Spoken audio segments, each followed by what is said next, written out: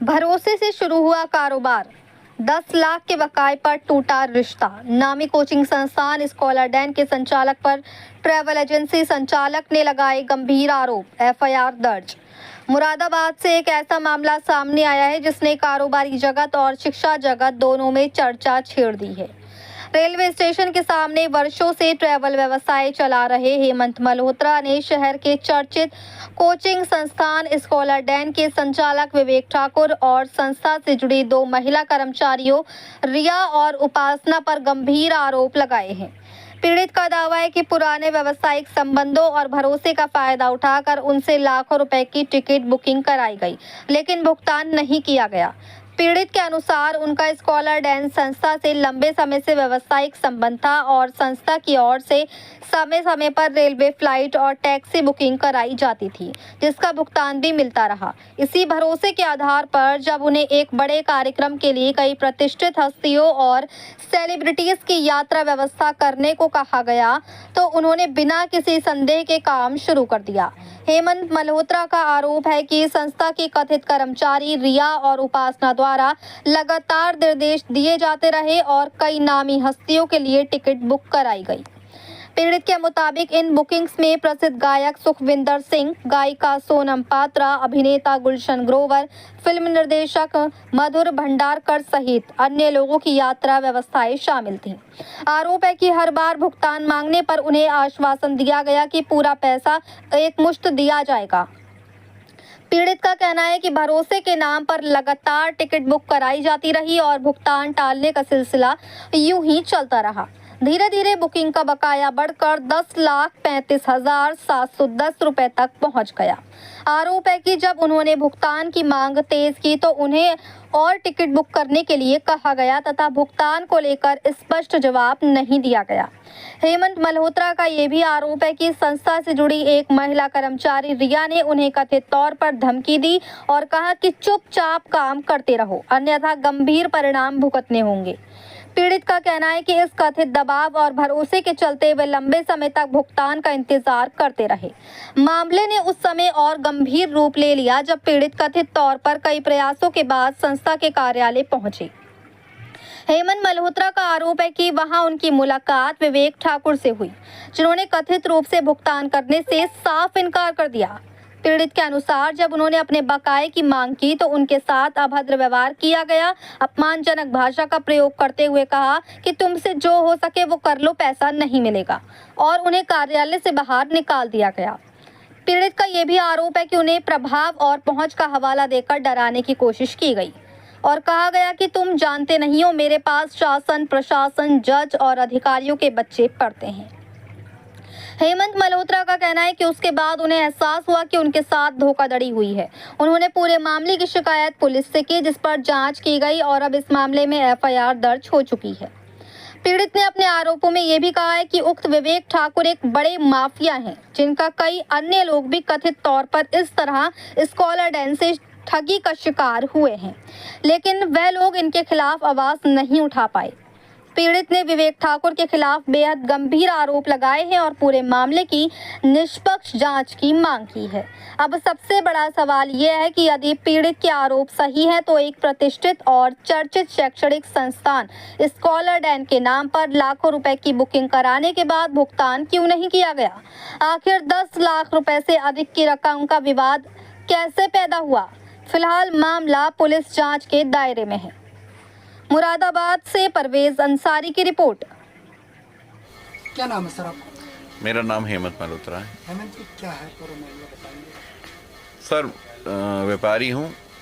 Malhotra travels के नाम से मेरी स्टेशन के सामने ऑफिस है और टिकट का काम है मेरा।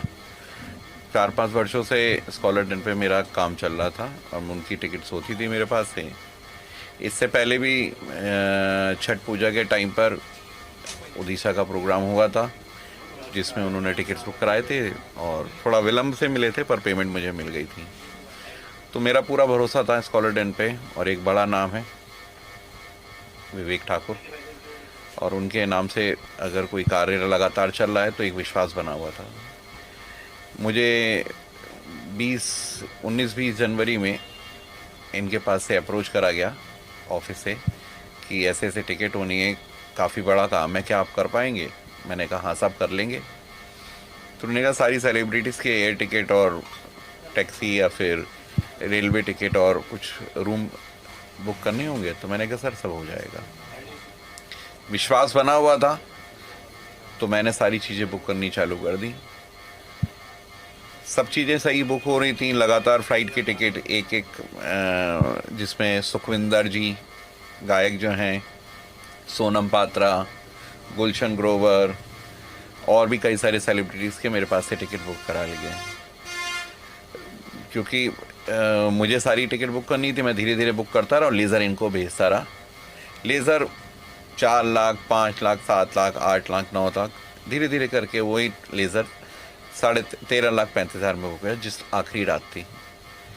मेरे द्वारा पैसे मांगे गए तो उन्होंने कहा था अभी लेज़र पूरा हुआ नहीं है, लेज़र पूरा होने के बाद में हम आपको पेमेंट करेंगे, इसको पूरा अपडेट करिए, अभी एक टिकट और रह गई। मैंने मना करा, मैंने कहा साहब मेरे पास पैसे नहीं बचे, मुझे पेमेंट चाहिए। तो वहीं पर ही कार्य करने वाली एक महिला है रिया, उन्होंने मुझसे कहा मैं अभी आती हूँ, अंदर जाके बात कर आई। उसका सर कहा कि सर कह रहे हैं कि चुपचाप ये टिकट बुक करो वरना अच्छा नहीं होगा, और मुझे धमकाया। क्या नाम? वो रिया नाम था। तो मैं वहाँ पे ये सोचने लगा कि मैंने कहा इन छोटी सी टिकट के लिए, और अगर मैं गुलशन ग्रोवर की टिकट थी और उन्होंने टाइम चेंज करने के लिए बोला था, मैंने कहा ये रख लूँ वरना इन्हें बहाना मिल जाएगा लड़ाई करने का। मैंने वो भी टिकट इशू करी। अगले दिन मैंने लेज़र पूरा बना के इनको सेंड करा। इन्होंने बाकायदा मुझे अकाउंट नंबर मांगा, सारी चीज़ें डाली। मैंने व्हाट्सएप चैट पे इनको ये भी डाला कि मुझे पेमेंट कब मिलेगी। तो वो डिले करते रहे मुझे। महीना 1.5 महीना हो गया मुझे महीना भर हो गया डिले करते हुए। फिर बड़ी मुश्किल से मैंने कहा कि मैंने अब कुछ ज़्यादा हो रहा है, जैसे इन्होंने कि हम पास करा रहे हैं बिल, ये करा रहे हैं, वो करा रहे हैं। फिर मैं इनके ऑफिस में बड़ी मुश्किल से अपॉइंटमेंट मिली, जहाँ पर विवेक ठाकुर जी थे बैठे हुए। उन्होंने मुझसे कहा कि देखिए टिकट हमारे पास से बुक हुई हैं पर पेमेंट हम नहीं करेंगे। मैंने सर आपने सारी की सारी टिकट बुक कराई हैं तो पेमेंट आप क्यों नहीं करेंगे? कह रहे हैं हमारे पास से पेमेंट टिकट बुक हुई हैं पर पेमेंट हमारे पास में नहीं होगा। तो मैंने कहा सर मुझे तो पेमेंट आप ही से चाहिए।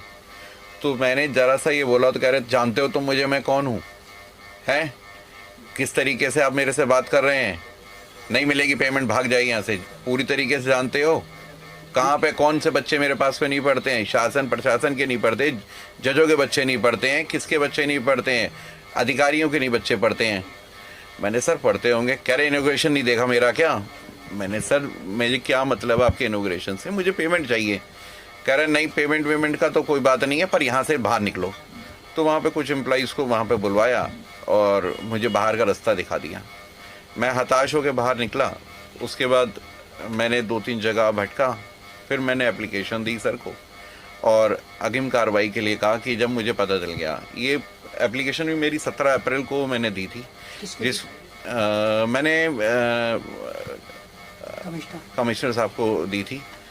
तो उन्होंने महीना भर उनकी जांच में लगा। उनको अभी 17 अप्रैल से अब जांच पूरी होने के बाद में शायद अब इस पे FIR की कार्रवाई करी गई है। आप संतुष्ट हैं? देखिए सर, व्यापारी को केवल अपने पैसे से मतलब है। अगर मुझे मेरा पैसा मिल गया तो मैं संतुष्ट हूँ, क्योंकि इस जगह पर योगी सरकार में अगर व्यापारी को सताया जाएगा तो व्यापारी संतुष्ट नहीं। देखिए किसान, जवान, व्यापारी, इन्हीं से ही ये सारा समाज चल रहा है। क्या इससे पहले भी आपको भविष्य में कोई धमकी मिली है? नहीं, इससे पहले मुझे धमकी तो कोई ऐसी नहीं मिली है, पर हाँ मेरा व्यापार भी इनसे नहीं था तो मेरी धमकी देने का कोई औचित्य नहीं था। अच्छा, सुनने में भी आ रहा है किसी और से भी इन्होंने ऐसी मामला कर रखा है शूटिंग? जी, और भी हैं जिन लोगों के ऐसे हैं, पर जिन्होंने आवाज़ नहीं उठा पाए क्योंकि वो जानते हैं कि जिनके साथ इन लोगों के इनके जैसे संबंध हैं तो हर कोई आवाज़ उठाने में हिम्मत नहीं कर पाता। पर साहब बड़ी रकम है। मैं अपना होपलेस हो गया था, मैं हताश हो गया था और मैं अनुरोध करूंगा सरकार से भी कि ऐसे माफियों के खिलाफ उचित कार्रवाई करें कि हम व्यापारी संतुष्ट और अपने जीवन को व्यतीत कर सकें। अच्छा, आज जब आपने FIR हो गई थी तो आपके पास औरों के भी फ़ोन आए होंगे या हमारे भी पैसे हैं? हाँ, औरों के फ़ोन आए थे मेरे पास में क्या फ़ोन आए? कि आपके पैसे, आपने जो कार्रवाई करी है बहुत सही करी है, अब हमें भी हिम्मत मिल गई है, तो अगर आपकी कुछ हो रही कार्रवाई तो आप बताइए, हमें भी हमारी पेमेंट दिलवा दीजिए। मैंने तो खुद अपनी एफआईआर कराई है। आपको आपकी नज़र में कितने भी इन्होंने और रोडबाजी करी है? मेरे ख्याल में 5 से 6 लोग हैं जिनके करे गए हैं, पर वो स्वयं अपने आप आगे बढ़ के अगर बोलें तो ज़्यादा बेटर है। तो कोई धमकी वगैरह आपको मिल रही है किसी की? नहीं, मुझे कोई ऐसी धमकी नहीं अब है। आप इसमें क्या चाह रहे हैं? मैं साहब व्यापारी आदमी हूँ, मुझे 2 पैसे, मेरे जो अपने पैसे हैं वो मिल जाएं, मुझे कोई किसी उसमें नहीं पड़ना, मुझे बस पैसे मिल। ब्रांड है, फेमस नाम है उनका, फिर भी इतना सारे पैसे देने में क्या मतलब, क्या कहना, किस नज़रिए से आपको? सब अगर आप पूरा देखेंगे तो कई जगह कई गड़े मुर्दे निकलेंगे जिन लोगों के पैसे मारे हुए हैं। तो ब्रांड पे आप मत जाइए, आप ये चाहिए कि उनके पीछे की वहाँ पे लोगों को, कितने लोगों को सताया हुआ, जो मेरे एक बार आने के बाद में जो लोग आएंगे, कई लोग तो सब हिम्मत 3-4 सालों से हिम्मत ही नहीं बना पाए इनके सामने आवाज़ भी उठाने की। अच्छा, एफआईआर जो आपने करवाई, क्या क्या नाम है उनके कुछ जानकारी? देखिए साहब, उसमें विवेक ठाकुर, एक रिया नाम है और एक और नाम है उपासना।